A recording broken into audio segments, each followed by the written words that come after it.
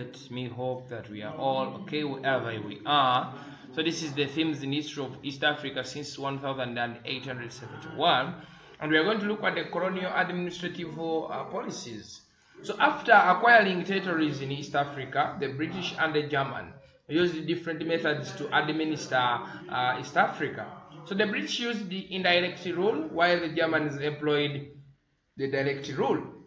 So after these European powers taking over African territories, they were able to apply different methods or policies in the areas that they had interest in, and still they did this depending to what Africans actually depending to the way Africans responded to their coming. So once Africans responded negatively, they applied the direct rule. Where Africans responded negatively, there they applied indirect rule. So let us look at the nature of the indirect rule that was applied by different groups like the British in East Africa. Remember, we say that Britain and Germany were the ones of the European countries that gained more interest in taking over East Africa. Britain and Germany, they were the greatest European powers that shared East Africa. Are we together? So, according to the Bahraini Congress, they applied different methods to make sure that the East African countries are under their full control. So here we are looking at the nature of the indirect role in East Africa. So this was a colonial administrative method that was used by the British during the period of colonialism, particularly in Uganda. Uganda is one of the countries that was able to witness or to testify the colonial rule that was applied by the British, and that is the indirect rule. So let us look at the nature. Nature, it is the characteristic of the indirect rule that was applied by the British in Uganda.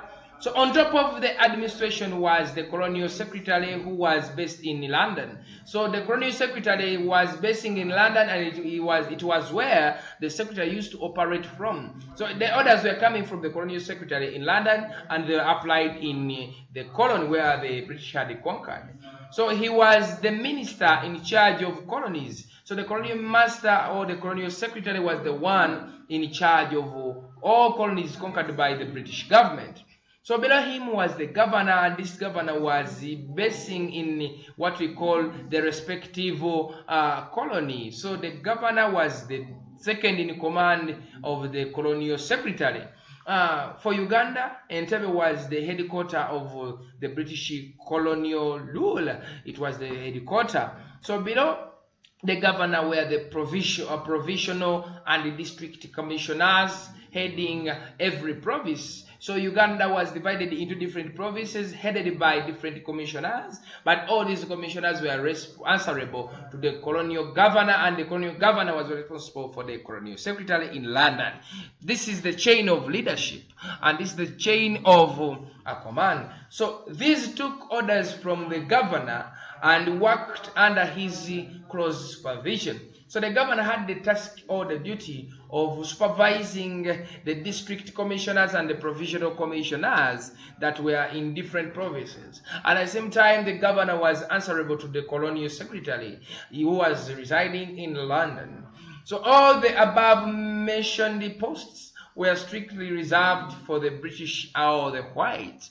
All those positions were only preserved for the whites. Are we together? The colonial governor was a white, the colonial secretary was a white, the colonial provisional commissioners and the district commissioners were all whites. So no African was given that position. So blacks or Africans were involved in administration at the lower levels. So Africans were given position or were left to enjoy administrative positions, but at lower levels. Upper levels were preserved for the whites. Are we together?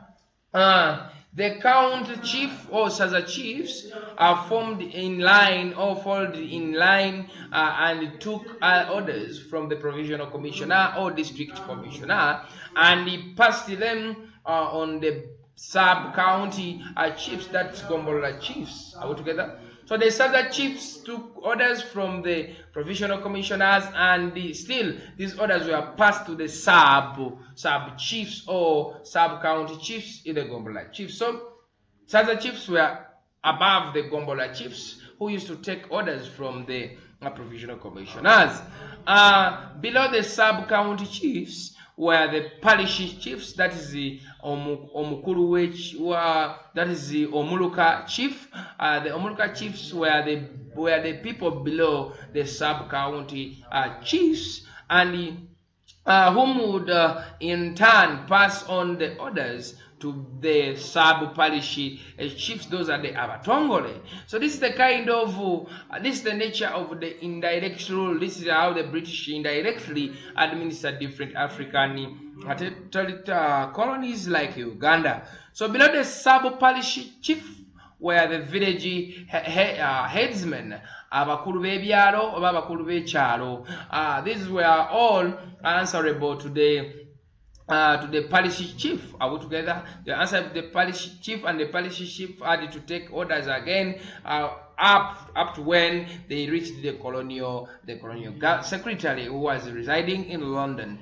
So all the chiefs from county levels up to the village headsmen followed the chain of command. So there was a chain of command in terms of leadership, whereby authority was following levels from the governor in London to the from the secretary, colonial secretary from London to the governor, from the governor to the provisional commissioners or district commissioners, from them to the county chiefs, from the county chiefs to the sub-county chiefs, from the sub-county chiefs to the parish chiefs, and from the parish chiefs to the village headsmen or chiefs. And the indirect rule was based on the assumption that every area had to be centralized like Buganda. So they were looking at those areas that were having centralized kind of governance with at least an organized leadership like the Kingdom of Buganda. So when the system failed in the northern and eastern Uganda, the British used the Buganda agents like a man called Semei Kakungulu to introduce the Chiganda mode of administration, even in those areas where at least the system had failed. So what they did, they used some of the collaborators in Uganda to help them extend their role in those areas which they wanted at least to see that they have the same kind of administration. And one of them is the Semei Kakungulu. Semei Kakungulu was a Muganda whom they promised that once he helps them, he will take over the position of the Kabaka, yet they were just using him to reach out to score their goals in Uganda. So the local chiefs were in charge of tax collections, mobilizing people for public work, and presiding over local courts of law. So the local chiefs were in charge just of emphasizing or encouraging people to pay taxes and mobilizing them to do what we call public work. The whites would only come in case of any resistance from Africans, and they were also in charge of planning the economy of the colony. So in case of any resistance from the Africans, that's when the whites had to come in. But before that, Africans were doing this kind of administration with minimum supervision from the British. But once they tried to oppose, still the British had to send some people to come and suppress the resistance. So let us look at the effects of the indirect rule in Uganda. So the indirect rule, or the indirect system of governance, had both positive and negative repercussions or impacts. So the system created a class of ambitious Africans who were more than willing to do anything to please the British. So these later became collaborators: Semei Kakungulu, Apollo Kagwa. These are the people that were coming from Buganda, and they ended up even accepting to sign different treaties with them. So when the British introduced indirect rule, it made many of Africans to become more ambitious, hoping to be given positions by the whites, yet it was not true. So the system encouraged tribalism because each society was administered at tribal level, and therefore unity against foreign rule was difficult, since each society was having its own goals. And after showing that it's time for each society to fight on its own, it ended up creating tribalism among the Ugandans. Each tribe started to discriminate the other. Each tribe wanted to satisfy the British. Each tribe wanted to satisfy the foreigners. Yet at the end of the day, it created separations amongst them. So the British tended to favor Buganda over other areas because they greatly admired the Chiganda mode of administration compared to other religions.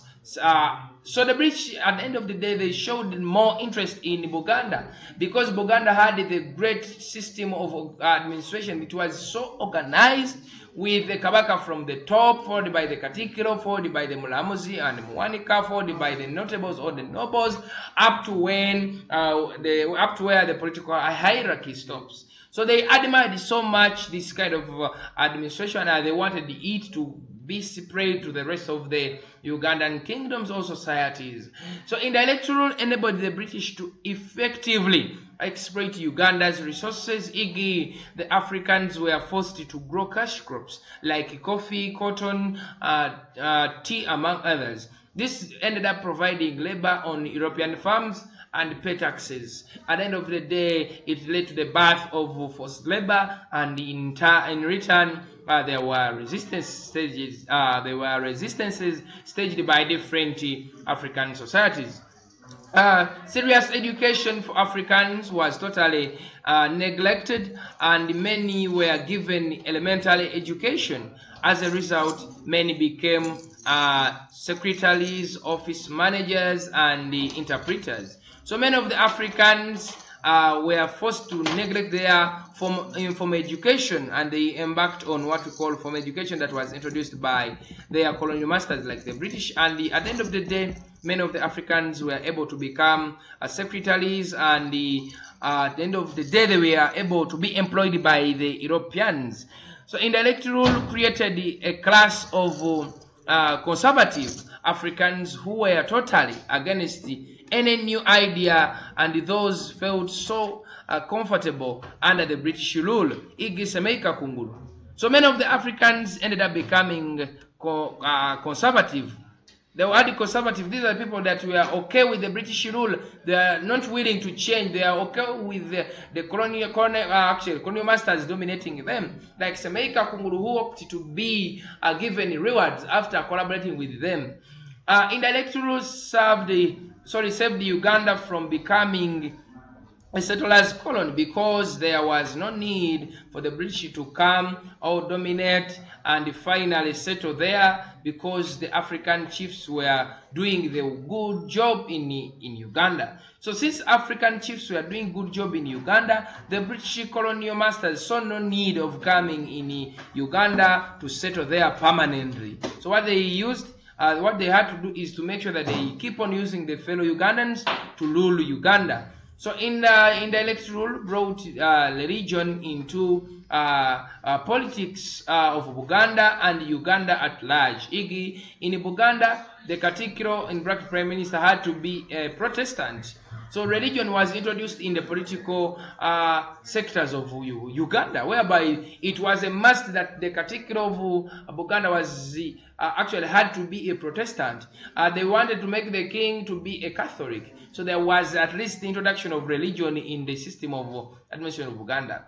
So indirect rule tended to favor Protestants compared to other religions, our religious groups, the Muslims, the Catholics, among others. The system also dehumanized and demoralized African chiefs. Many were not pleased with the changes, but they had no option, or they had nothing to say apart from accepting to rule according to the plans of their colonial masters. So many of the African chiefs, many of the African rulers had to accept to rule under the plans of their colonial masters. At the end of the day, Africans ended up losing their dignity, their positions, and become workers of the colonial masters.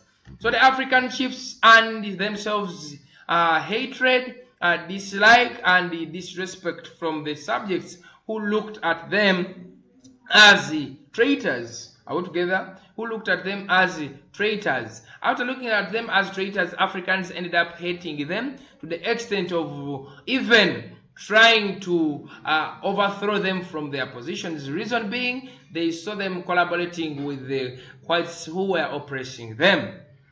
The electoral greatly affected the spread of Islam in Uganda, basically after the coming of Christianity into Uganda. So the British, who were Christians, tended to fight or to favor Christians and leaving out Muslims. And many of the Muslims, for them, after gaining interest in the colonial work, they had to change from Islam to Christianity as a way of winning support from the British. At the end of the day, Islam was coming down. The electoral led to the loss of land by Africans as a result of the British introducing the forceful growing of cash crops. So after the British introducing forceful method of growing cash crops, Africans ended up losing land to the British, since land was taken and used for agriculture or for cash crop growing. So indirect rule led to the outbreak of resistance against the whites as a result of Africans getting fed up of the forced cash crop growing,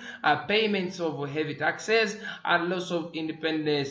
Igi, Lamoji rebellion, and in Acholi land. So the Acholis tried to resist the British kind of administration as a way of at least promoting and maintaining their culture and the traditional teachings which the British had come to allowed, at the end of the day forcing them to do for them work. In return, they are given less honor payments, and the methods that they used to collect taxes from them were brutal. So something that made them to feel like staging resistance against them. However, at the end of the day, the British were always defeating the Africans since they are so inferior compared to Africans. So that is the nature of the indirect rule and still the effect of the indirect rule.